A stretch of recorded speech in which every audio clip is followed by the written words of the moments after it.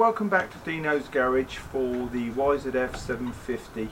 Now, the last you saw was that I had got the bike started, but unfortunately the bike wasn't running smoothly. It wasn't running properly on all four cylinders.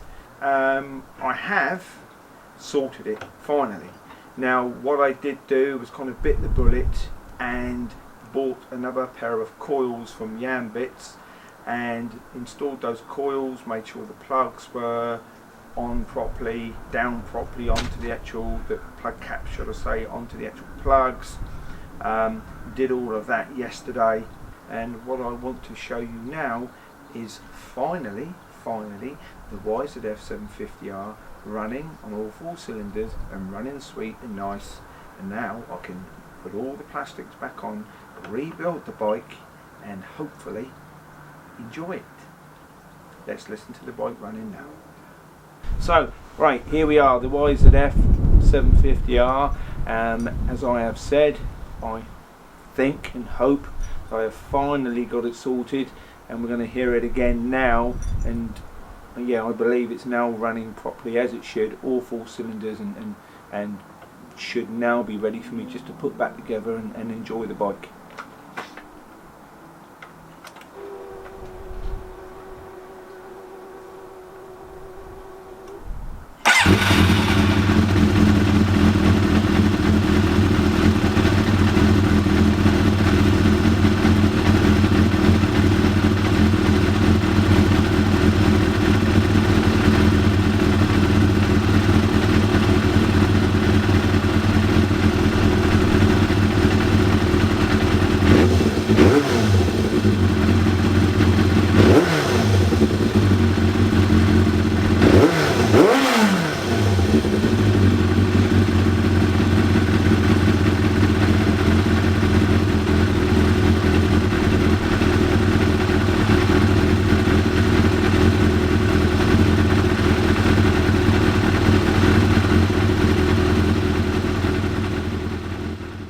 Now, as you can see, the bike is finally finished. I've done a lot to this bike, as you guys well know, having followed a lot of the YouTube videos, but this is now the finished article. I've taken the bike out for a good test run. The bike is MOT'd, and yep, here we are, the YZF750R, the original 1993 YZF750R. Let's have a look at some of the details of the bike now, and we'll go through some of the things that I've done to the bike also along the way. As you can see, the bike is now finished. I have this rear seat unit on here. I had originally bought a black one last year and resprayed it white, done the stripe. Unfortunately, I got a bit impatient. I'd sprayed the lacquer onto the pearlescent white a bit too quick, and it basically got sort of shrinkage crazing in it. And I had been looking out for a rear seat unit or an original one for some time, and got lucky, found this one from via eBay, via a German breaker. I've found a lot of really good quality parts, I must admit, via eBay and often via Germany. And this is an original unmarked part. It's got no scratches, no chips in the paintwork, so I got very lucky with that. So they're exactly the right colours, and almost looks like the SP complete single seat rear unit now. That cowl just makes it look that way, so yeah, very lucky. Also, I had fitted a Gsxr rear shock. Now, this isn't a Gsxr rear shock. The Gsxr rear shock along with the linkage hadn't worked, so what I actually did find, again, got lucky, was the proper rear shock with the proper remote rear reservoir there, and you've got the adjustment on there as well as, so yeah, very lucky with that. And again, it's in really nice condition, that shock. The spring hasn't got any rust on the spring at all. Really nice condition. You can't really see it in there and appreciate it because it is in black, But yeah, again, very lucky, less than £100. I think that shock was, I don't know, about £80 or something with delivery. That rear seat unit, I think was, it was less than £100. Sounds a lot, I know, for a rear seat unit, but that is a very rare thing indeed. So to get that for the money that I did, I am more than happy about. So yeah, the bike's looking really nice. Obviously it has those few blemishes, unfortunately, in the fairings, but I have repaired those.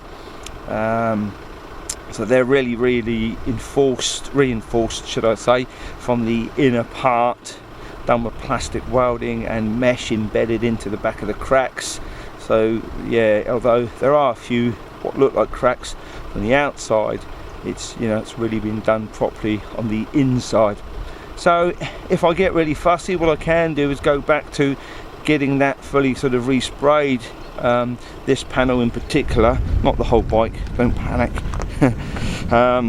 This panel in particular on the belly, this is where those cracks are, unfortunately.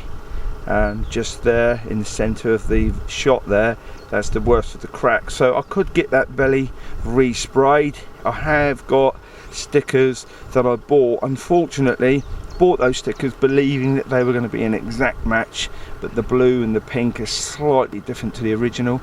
Never quite understand that, why people go to the trouble of making really good quality decals but not in the quite the original colour. So it seems a little pointless to me, and I hoped that they were going to be the right colour, but they're not.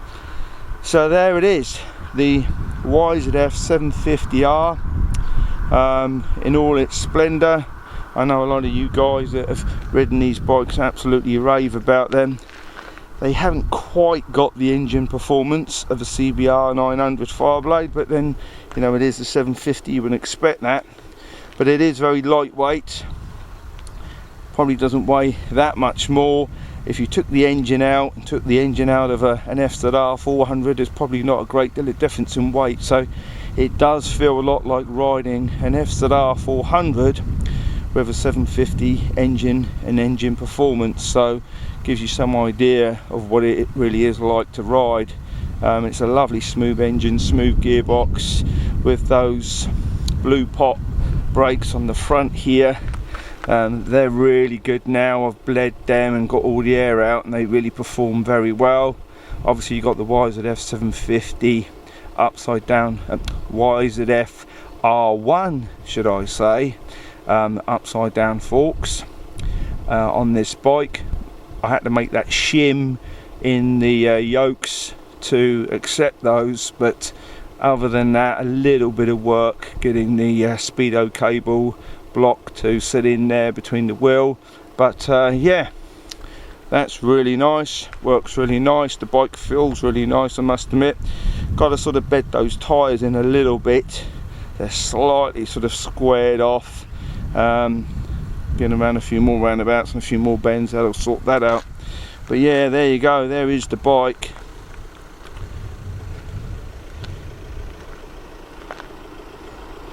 Exhaust sounds really nice as well. It's technically not a road legal exhaust. It does say on there that it's not for road use, but it sounds really nice. And well, there we go. I've left the headlights standard, so you got one as you run and one as high beam.